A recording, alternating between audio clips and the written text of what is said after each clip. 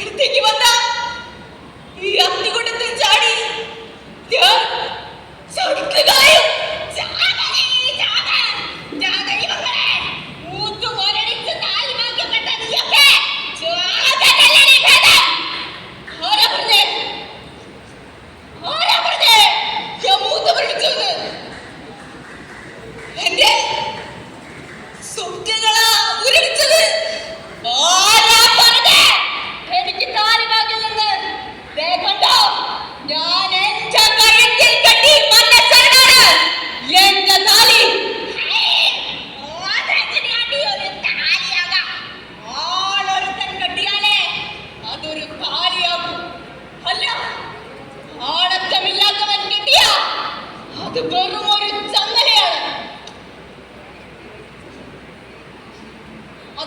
സത്യം.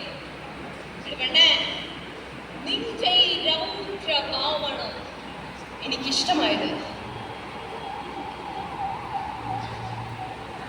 പോരുന്നോ എന്റെ കൂടെ? എന്തിന്? എങ്ങോട്ട്?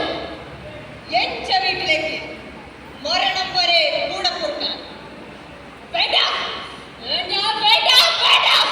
നിന്റെ ഒക്കെ ചോരത്തിളപ്പ് മാറുമ്പോ ഒന്നില്ലെന്ന് പറഞ്ഞ് വിഷപ്പാമ്പിനെ കൊണ്ട് കൊത്തിച്ച് കൊലപ്പെടുത്താനോ, അതോ തല്ലിക്കൊന്ന് കിണറ്റിൽ ചാത്തി വിശുദ്ധയാക്കാനോ? മകളെ, ഇതൊരു ഒളിച്ചോട്ടമാണ്. കർത്താവായ ഈശോ മിശിഹായുടെ സന്നിധിയിലേക്ക് കർത്താവിന്റെ മണവാട്ടിയായി ഞാൻ ഒളിച്ചോടിയതായിരുന്നില്ല.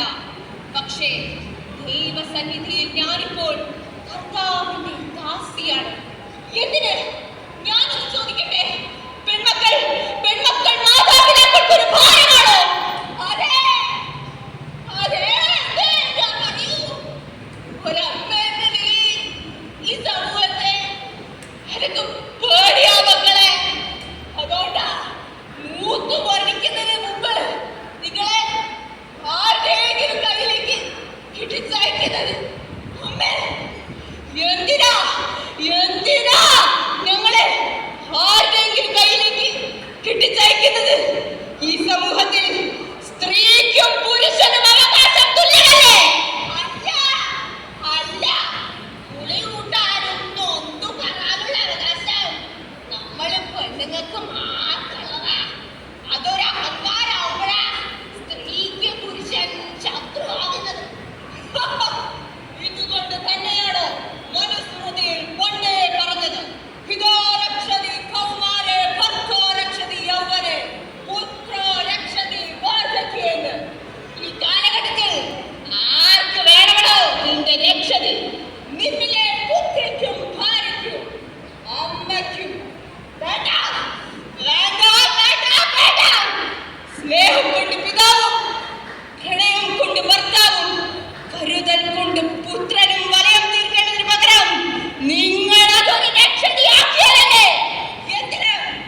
ഗർഭപാത്രം ഉള്ളിടത്തോളം കാലം സ്ത്രീ നീ ആഭരണയാണ്. അല്ല, നിന്നെപ്പോലുള്ള പുരുഷന്മാർക്ക് ജന്മം നൽകാനും ഈ ഗർഭപാത്രം തന്നെ വേണ്ടേ?